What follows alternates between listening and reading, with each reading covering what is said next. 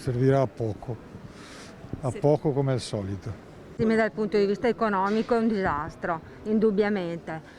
Certo che la salute è importantissima, però economicamente siamo proprio sempre più...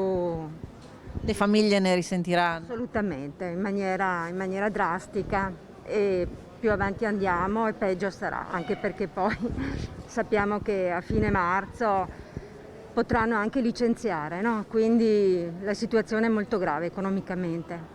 Molta ripercussione, perché anche qua passeggiando si vedono negozi chiusi, meno gente in giro, sicuramente ci sarà ripercussione, ma se si deve fare si fa, perché se questo serve a passare questa pandemia si fa.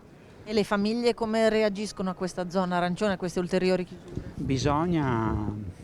Bisogna adattarsi e capire la situazione, cioè tutti facciamo sacrifici. All'inizio è stato preso in maniera molto forte e la gente, le persone davano un pensiero positivo a questo. Adesso le persone non hanno più questo pensiero positivo di dire ok, portiamo avanti un certo discorso, perché ognuno dice la propria e non c'è la realtà. Stanchezza e sfiducia. Bravissimo. Psicologicamente è sicuramente deprimente, però dobbiamo fare buon viso a cattiva sorte, non c'è niente da fare. Sui negozi, sul commercio, ma di conseguenza anche sulle famiglie.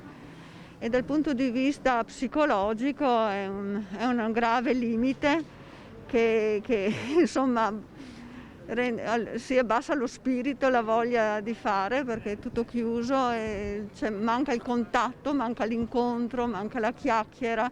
E il limite comunque è sempre un limite veramente alla libertà personale. Destabilizza credo tutte le età un po', perché magari noi che non siamo più giovani riusciamo di più a accettare eccetera, però alla lunga anche questo un po' destabilizza, ti porta anche una mancanza di serenità nei confronti di chi hai attorno, dei tuoi familiari.